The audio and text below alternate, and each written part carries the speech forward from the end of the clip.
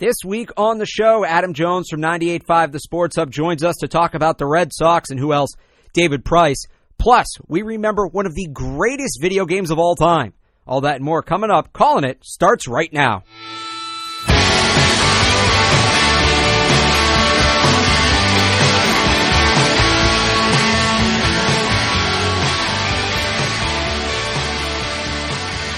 Hey, you're back. I am.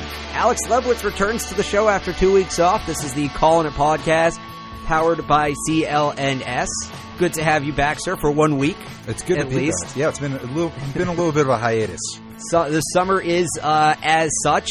I will say you didn't miss. No, you did miss a lot. Actually, I missed free agency. The NBA imploding. You missed the Bruins missing out on Tavares and Carlson. You missed a lot. Mm-hmm. The one thing you didn't miss though is the Red Sox. They are cruising.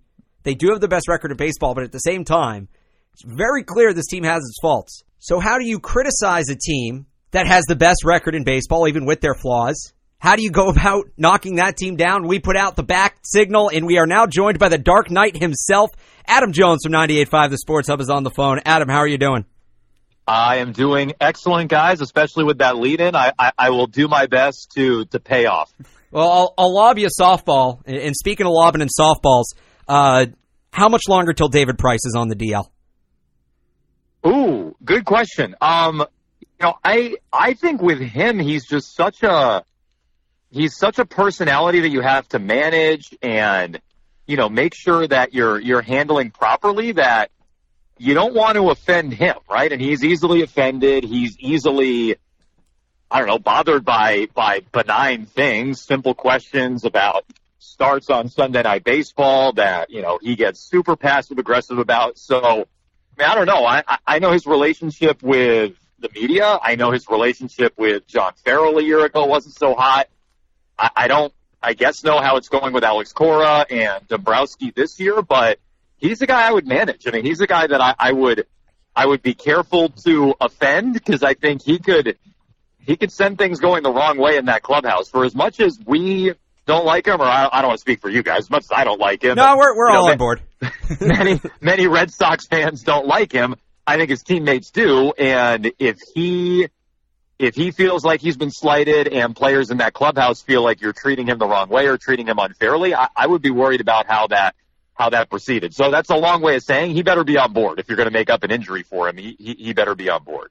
So a few moments ago, John Morosi of the MLB Network, he tweeted out, asked David Price about the possibility of opting out after this year. He said, quote, I want to win here, and I want to win now. We all know the amount of ability we have in this clubhouse. I'm focused on winning right now. I haven't thought about opting out, end quote. So today's June 9th, Monday, June 9th. Will David Price opt into that option or not? Oh, I think he absolutely will. And I've said this many times. And by the way, I had not seen that tweet from Morosi, but that's complete BS. For him to say that he hasn't even thought about opting out.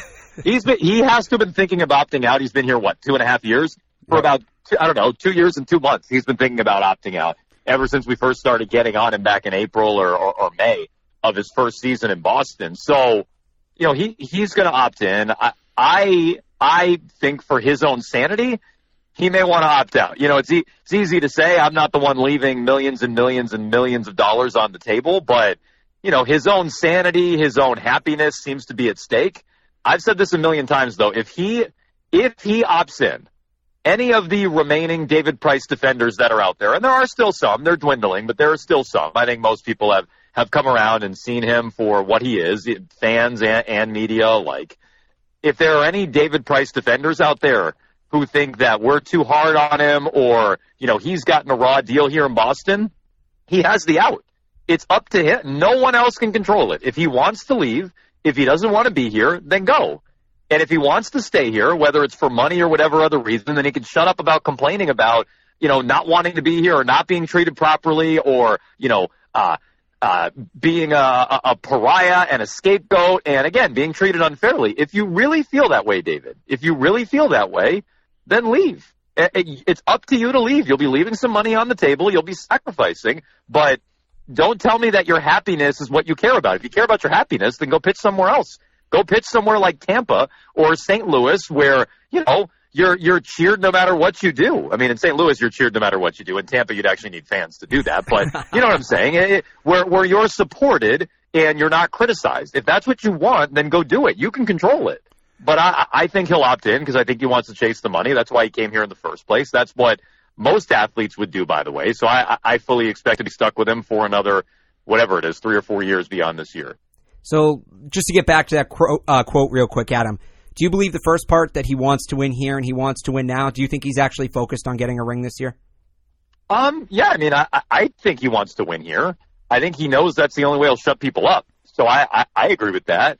And, so many, I've made the comparison before. So many want to compare him to John Lackey. Oh, well, winning cures all and winning fixes everything. And that is true. I mean, John Lackey, who I am still not a fan of, I will begrudgingly tell you to this day that contract that I didn't like from day one ended up being worth it. That ended up being a worthwhile contract because he won this team a World Series. As much as I wasn't a fan of him personally and all the crap that he brought to the table, he ended up being worth it. So if David Price wins, you're going to get the same deal. You'll get the same exact situation. The problem is Lackey had proven prior to coming to Boston that he could win. He could pitch well in big games. He did it in Game 7 of the World Series with the Angels when he was a rookie. He came out and won Game 7. David Price still has not won a start. In however many years he's been in the big leagues, a decade plus, he has not won a start in the postseason. And John Lackey won a Game 7 as a rookie. So there is no comparison when it comes to their big game pedigree, and there was a little bit more in John Lackey's past that would indicate he could do it. But I believe David Price, when he says he wants to win here, it would be nice to win here. That would get everybody off his back. He's right about that. I don't see them winning if he is a big part of their team. He's not a winner. He's been a loser his whole career, and I don't see that changing under the bright lights in October. We'll keep it positive. Jackie Bradley Jr. He's he's someone obviously very streaky, and you just acquired Steve Pearce. You have some depth in that outfield. I'm in the camp that Jackie Bradley Jr. should have been traded 2 years ago. Why not this year when you have some needs in that bullpen, even if it's not very much? Why haven't they pulled the trigger on moving him out of Boston yet? My guess is because they think they can get more for him, or they thought they could anyway, in the past. And I think they've just always had an overinflated view of what he is. I don't think he's special. I think people think I'm kidding or laying it on thick when I say he might be the worst center fielder in the division. And I think defensively he is no better than third. Look at the year Aaron Hicks is having in New York. The shine's come off Adam Jones a little bit in Baltimore. That team's a mess. He's plateaued, but he's still, an all-star center fielder, although Bradley's made an all-star team before. He's still 25 home runs and a 260 average every year like that. You hope and pray Jackie Bradley could do that. You'd kill to have Jackie Bradley do that. So, maybe I'm too harsh on Bradley at times, but I think they've always had an inflated view of what he is. He'd be a really, really, really good fourth outfielder. A guy who could start in a pinch, who could start for a month if you have somebody go on the DL, or if he gets hot, you play him. But ideally, he's a defense-first guy. There's a little bit of pop in his bat, which I think makes him useful. But everyday first division regular on a team like the Red Sox, I've never thought he was that kind of player. I've never thought he was that kind of player. And, when they've won World Series, think about some of the options that they've had in center field. You had Johnny Damon in 2004. You had the Ellsbury-Coco Crisp combination in 2007, which maybe admittedly wasn't great. And then in 2013, you had the combination of Victorino and Ellsbury. You had talent at that spot, offensive talent at that spot. You don't have an all-glove, no-hit kind of guy. That hasn't been their pedigree. So I think if you're the Tampa Bay Rays, I think if you're the Minnesota Twins, you're a small market team and you gotta save money here and there and cut corners here and there and maximize things. A defense first center fielder with some pop in his bat's pretty useful. I think on a big market club like the Red Sox, he's never been a great fit, and I just think they believe he's more than that. I think they think his value is more than a reliever, and right now I don't even think they could get a reliever for him. So when you're looking at trades, and it seemed pretty cut and dry up until yesterday, the Red Sox needed a reliever, a starting pitcher, perhaps an outfield bat, perhaps a catcher. Blake Swihart, as bad as he's been, was the guy that, could move. Now that you have the injury to Christian Vazquez, he's broken pinky, Blake Swihart becomes the backup catcher. How does that complicate things at the deadline for the Red Sox? And is Blake Swihart still the guy to move, or who else can they move now to get some? Because I think we all know they need to add somebody to this roster to win a World Series. How can they go about doing that now, being handcuffed with Blake Swihart as the backup catcher? Well, so I'll answer the second part first. And I don't know what kind of market there is for Swihart, but I think this is a good opportunity to let him catch. I don't know if they're going to, but this is a good opportunity to let him catch. I don't know what he could fetch on the market right now. I mean, I think teams would be interested, but I think you're selling way low on Blake Swihart, and I think they know that, which is why they've held on to him for so long, because there's no real market for him out there. To answer the second part, which I said I was going to answer first and then didn't do, I think there's a lot of teams selling, which is the one good thing for the Red Sox. Like, I really do think it's a seller's market out there.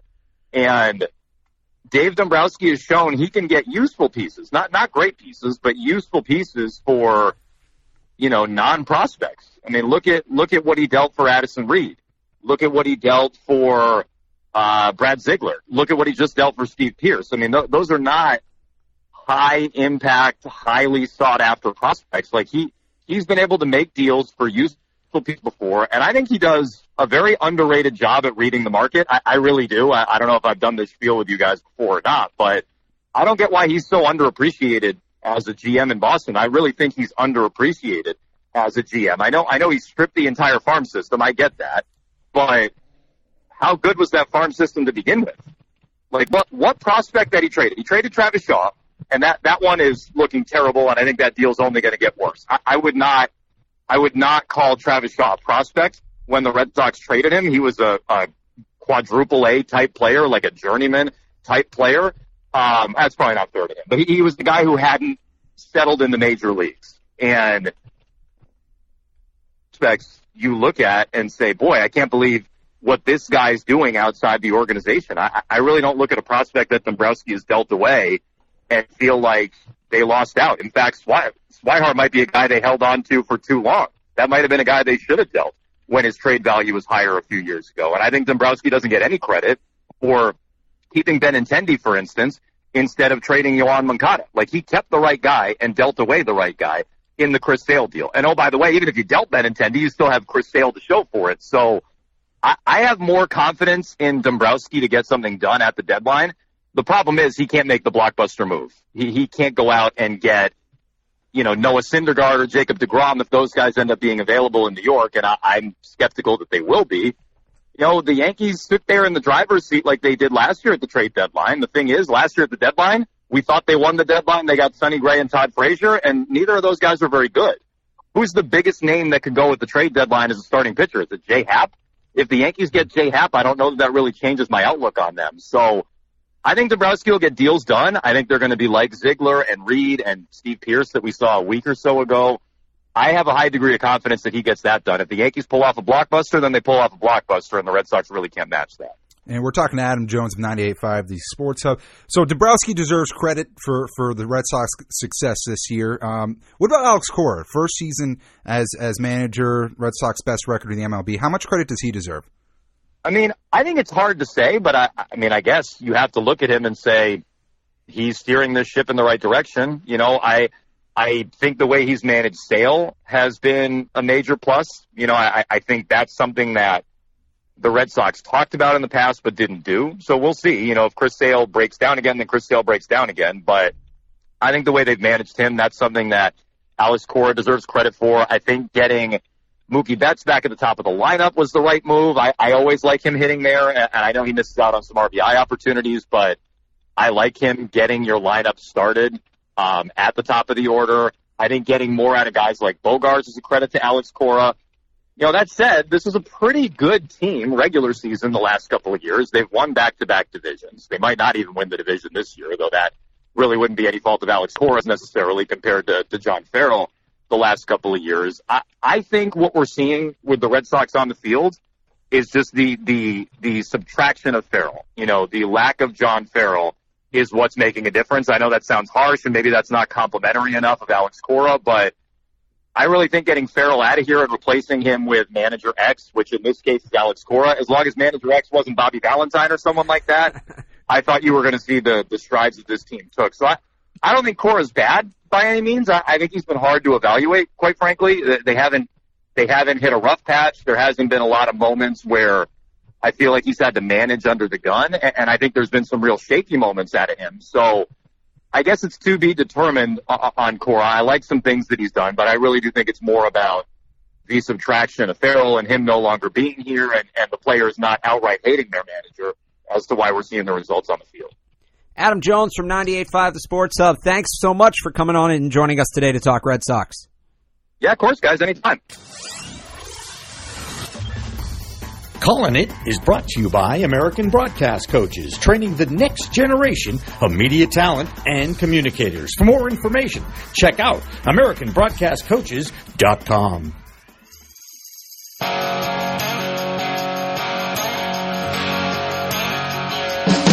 Oh, yes! Welcome back to the show. Thanks to Adam Jones for joining us. This is the Callin' It podcast powered by CLNS. And yes, Lebowitz, despite everything we just said, the Red Sox do have the best record in baseball. My question to you to start the segment, does it matter? We've seen what the Red Sox have done in the postseason in the last 2 years. What is it, 1 win, 1-6 in the last 2 years in the postseason? Like, it's making it tough for me to buy in because until they do something in October, like Adam Jones said about David Price, I'm this way with the whole team. I don't care until they win meaningful games. Yeah, I think given David Price's outing against the Yankees last week, you have to be a little skeptical because that's one of your top 3, top 4 starters. And once playoffs come around, the regular season doesn't matter. It's great that they're on pace for 110 wins right now, but you have to take into account this is a down year in the MLB. Especially in the there's 4 good teams in the American League. That's it. Yeah, it's really between the Yankees, Astros, and Red Sox. I'll put the Mariners in there. You can put the Mariners in there. I don't think they're a legitimate contender come playoff time.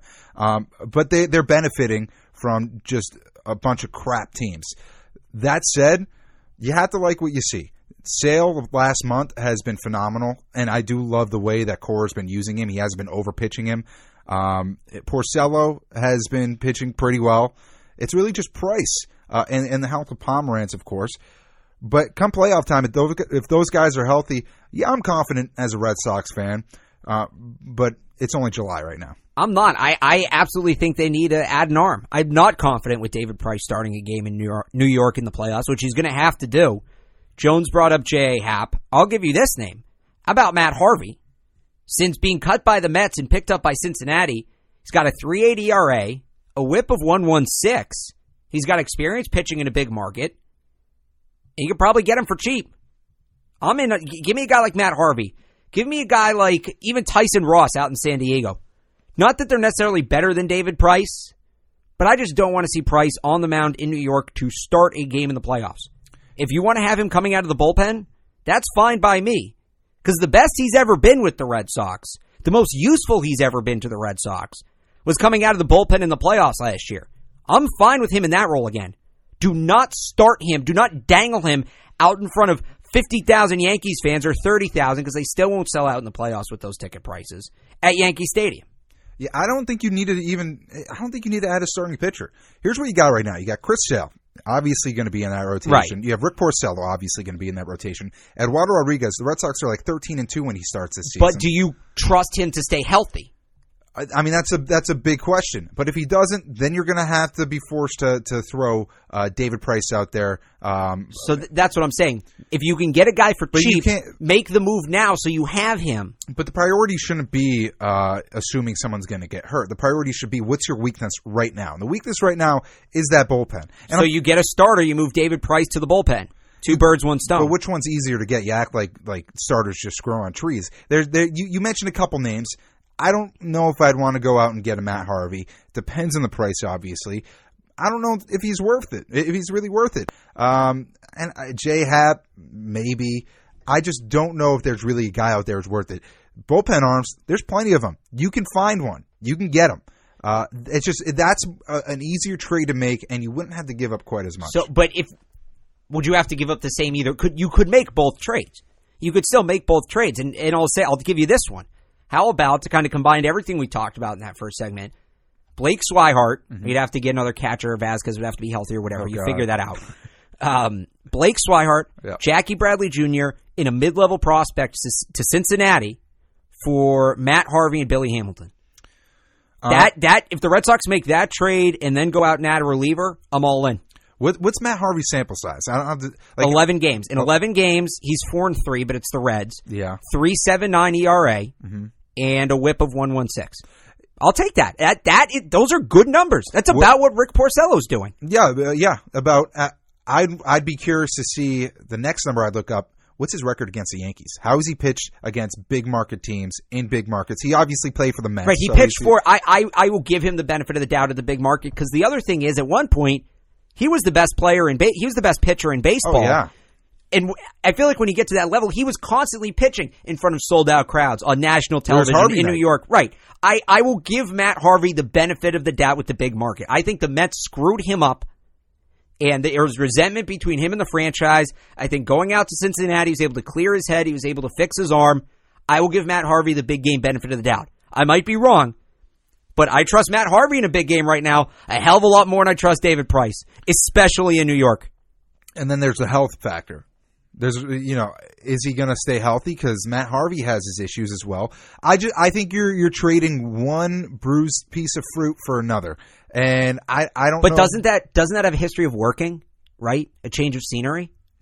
Perhaps. I mean, I don't. Wait, when you say that, are you talking about Hamilton for Bradley, or are you talking about swapping out Price for Harvey? No, Price for Harvey. The Hamilton-Bradley thing is irrelevant. I'd like Hamilton over Bradley. I think Bradley's someone who's going to end up walking anyway. They're not going to give him the money he wants. He's a Boris guy. I'll tell you this. Hamilton's only hitting .220. That's still 20 points higher than Jackie Bradley Jr.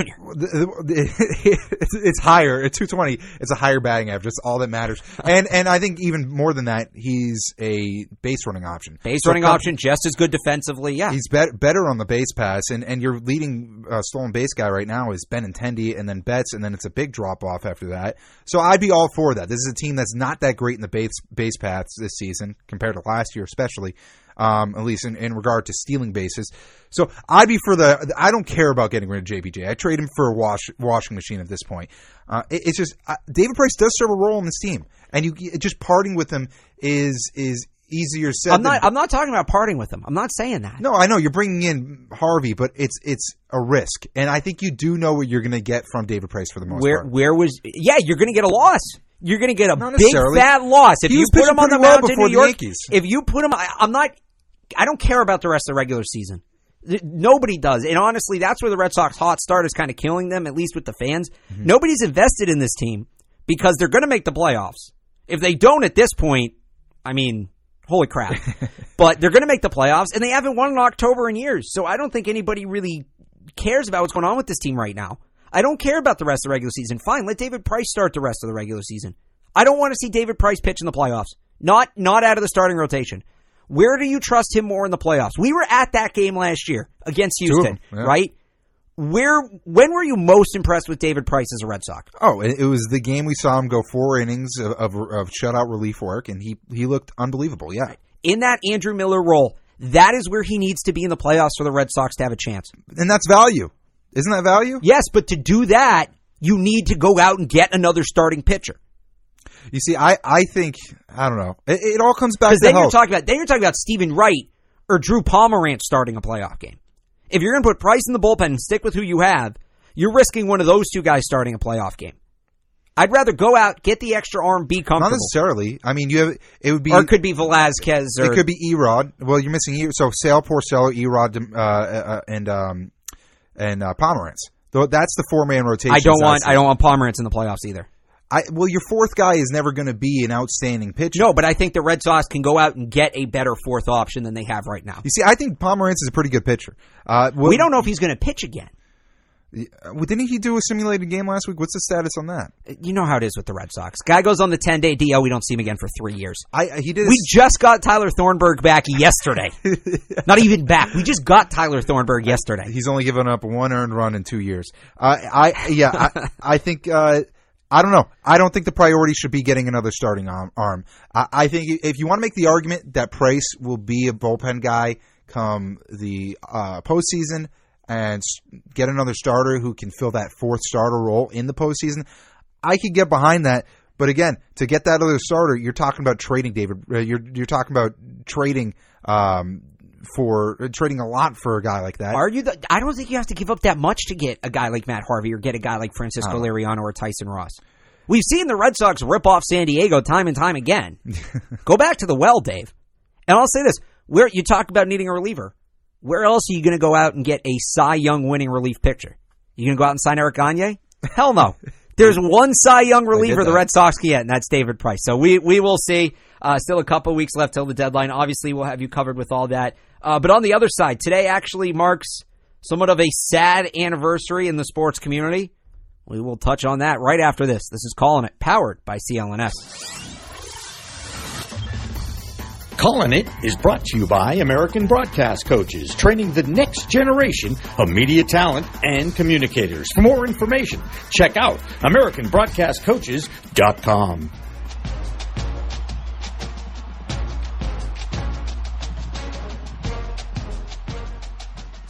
Five years ago today, depending on when you're listening to this, us recording this Monday, July 9th, the last release of an EA Sports NCAA football game. That was NCAA 14 with who on the cover?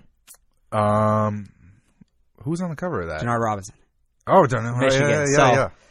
Back in the day, those games were the best. And then EA said, well, we don't feel comfortable making this without paying the players. They went to the NCAA, said we want to pay the players. We know the NCAA supports child labor, so they said no. And here we are, 5 years without what was one of the great sports franchise video games there's been. The basketball ones too. Basketball one stopped in 2010, 2011, pardon me. Football stopped in 2015. There was one baseball one even that was pretty good in like 05. I had that. It was the same thing as MVP. We never got a college hockey game, which is a shame. But just an absolute, the wet blanket that is the NCAA, reminded today as on all days. It was such a good, and Madden sucks now. I said this a couple weeks ago. I'm cautiously optimistic about Madden 18. Less so now that I've seen a few more details than I was a few weeks ago, but I still think I might enjoy it. But NCAA football was just, that was great. I love these games where you can start in high school. And 2K does this too, NBA 2K, or they did a couple years ago. You can start in high school and work your player up to become like a blue chip recruit. Yeah. That was my favorite mode in any game. The Road to Glory. Yep. The Road to Glory. It was awesome. Then you could take that player and play in Madden with that player. Like, what a cool concept. But the NCAA, they don't like paying people. They just don't. And it's unfortunate. But yeah, that along with the basketball games are great. I remember I had NCAA 09 with Blake Griffin on the cover. Yep. And that was the last. I think that was the last one. I'm pretty sure it was. But those games are all awesome because there's so many more possibilities, so many more teams. You could create a dynasty with UNH, Georgia State. Yeah, like start at the bottom, then become the head coach of Alabama. It was awesome. It was the ultimate fantasy for sports fans. Not just that, they did, and this is kind of what Madden's lacking. You play enough games of Madden, which God knows I've done, and it gets repetitive. Yeah. Now maybe I should play less Madden, but that's not the conversation I want to have right now. What NCAA football and basketball did, all the little things were right. They did. If you played a game at Texas A&M, they did the chants they do at Texas A&M. If you played a game at Clemson, you saw them run down the hill before the game. They had the ESPN presentation with the ESPN announcers and the ESPN graphics. The fight songs. And then they had all the fight songs, right? They had the band. They had the cheerleaders. They did a perfect job of capturing a college environment, but it wasn't, you play Madden in Jacksonville, you're 4-10 and it's sold out. They didn't do that. The big house felt like the big house. Yeah. A UMass game at Gillette Stadium felt like a JV high school game. Okay? As it should have. Right? It was empty. It was like they captured the essence of college football. It was such a perfect game. Especially in that last year. I felt like they really made a huge strive in that last year. And I'm not a huge fan of college football, but that definitely makes me more curious with it. Like, I'll probably watch it a little bit more. Oh, no, that game is what got me started watching college football. Oh, yeah? Yeah. I remember playing back in the day, NCAA 05. And that one, although the gameplay was, I mean, kind of it's crude. longer ago. It's different graphics. But That's fine. you had the recruiting, you had that whole thing. And for sports fans, I love the recruiting. I love the scouting recruiting part. was so much fun. Yeah, it's great. And when you get that 5-star athlete, it's like a drug. And there was an option in recruiting. And I don't think this was in one of them. They changed recruiting year to year, but at least a couple of years I remember you could either sell the recruit on your school on a certain, so there were things. It was like, okay, playing time, scheme fit, proximity to home, program prestige, all that. So you could either pump up your school on one of those, or you could say to the recruit, oh, I see you're thinking about Arkansas. Well, they don't have the program prestige we do. They're not as close to home for you as we are. And that was my favorite. I never promoted the school I was going to. 90% of my recruiting was just talking down to the other schools and I did this when I was the head coach at Middle Tennessee. It's a gossiping college football fan's dream. It really is. So it leads to the question, though. Was it the greatest sports video game of all time? With NCAA 14 specifically? We'll say the last one, yeah. I think NCAA 14 was a top sports video game when you count everything from the gameplay So let me modes. say this. I'm counting. We're not counting the graphics. Because obviously in 98, if they had the graphics they could make now, they would have. So I'm not counting what it looks like. But in terms of, yes, the modes, the ability, how well it played, how realistic it felt, you'd put NCAA 14 at the top? Yeah, I think MLB The Show, although I haven't played it in a few years, that was always a great game. I always loved the gameplay, and I always loved the career modes and that as well. I'd say those two, MVP, of course, is up there. I think NHL is kind of hyped. I think it's a good game. I don't think it's the best. It was better. Yeah. It was better. And I think 2K has kind of monopolized the NBA video game market, and they're great. But again, that's kind of plateaued. I think everyone likes obscure games, and I think there's that nostalgia factor to it. So we're naming the old game. Oh no, the nostalgia factor helps. I don't want to say it's on the Mount Rushmore because another podcast kind of has that term taken, but I'll put it on the Parthenon with give me Madden 04 to 06. Madden 04 to 06. Anywhere in that range, any of those games stand on their own. Even with the graphics, they're still borderline as playable as today's Madden. That's when you could actually do the 40-yard dash and the No, combine. It was actually before that, but it was when the My Player had a more RPG feel. You had the apartment. Players' helmets could actually get knocked off. Yeah. They had the radio show during the franchise. So Madden 04, you could create a fan. Yeah. Madden 04 to 06, give me anything in there. That still holds up. Give me All-Star Baseball 2005. Was a great game by Acclaim Sports with Derek Jeter on the cover. Is that the one where you had Future Fenway Park? Yes. I love that And it had game. the Six Flags commercial song. It was the only notable song in that. I can't comment on the show because it's not for Xbox, which is stupid as hell. Dumb. But I'm not going to go on that rant right now. So Madden 04 to 06, All-Star Baseball 05. This year's 2K was outstanding. Give me NCAA Football 14. And then I'm going to throw two more on. Fight Night, That's which a is great one. We had a lot of fun with that in college, if you remember. I don't think I ever played that. You one. might know that because that was my sophomore year, so we were still getting to know you. Yeah. Fight Night, the most recent one, and Tiger Woods is. I'm not going to put Tiger Woods on 09. this. No, I'm going to take Tiger Woods. It's not quite on the. I don't want to put it in the same column as the Tiger Woods 09 is It's like great a step one. below. It's like a step below. One thing about All-Star Baseball 2K5, you could do pickup games and play in cornfields. So you could do pickup games with legends. All-Star Baseball 2005. Or the show 2K5. All-Star Baseball 2K5. I do remember that. You could do cornfields and play with Babe Ruth and Lou Gehrig. So all the 2K5s, because it was when it was ESPN branded. You had MLB, NHL, NBA. You had all of them. Yeah. Yeah, and you could do that in NHL too. You could go play on a pond. Yeah, and that was awesome. I'll go old school though. Is Mario Kart a sports game? No. It's racing. though. No, it's a Mario game. Okay, okay, then I'll go. I wouldn't call Mario Tennis a sports game, so I might not be the person to ask. But okay, that makes sense. Ready to Rumble N64. That's a fighting game. I remember playing that one when I was younger. NHL 94. NHL 94 is a classic. I still have that from my N64. I had NHL 99 on PC. That was awesome. MLB All-Star Baseball 99 for N64 is good. Remember Triple Play Baseball by EA Sports was good. Backyard Baseball. I meant to put, by the way, MVP Baseball 05 on my parking lot. Of course. So, yeah, I feel like the backyard games kind of are in their own category. Yeah. It's like, a child's It's a little different. Yeah, they fit. I'll put them with Mario Kart. But we're talking like, and even though Drew Bledsoe's on the cover of one, I'm talking licensed, professional sports simulation games. Yeah. So what we had NCAA football, Madden 04 to 06, All-Star Baseball, MVP Baseball 05.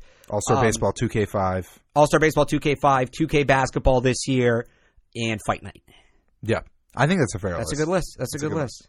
And I think the more recent we get, obviously the graphics get better. Right, the graphics get better, but I remember like NASCAR Race to Glory or whatever it was. There's one year you could like fight other drivers. Like you don't see that now. Slugfest? See, I didn't like Slugfest because I'm like a stickler for realism. Well, yeah, you wouldn't like it if you So I didn't like NFL the Blitz. Blitz I was okay with. NFL Street, was that what I liked playing those in arcades. I didn't like playing them at home.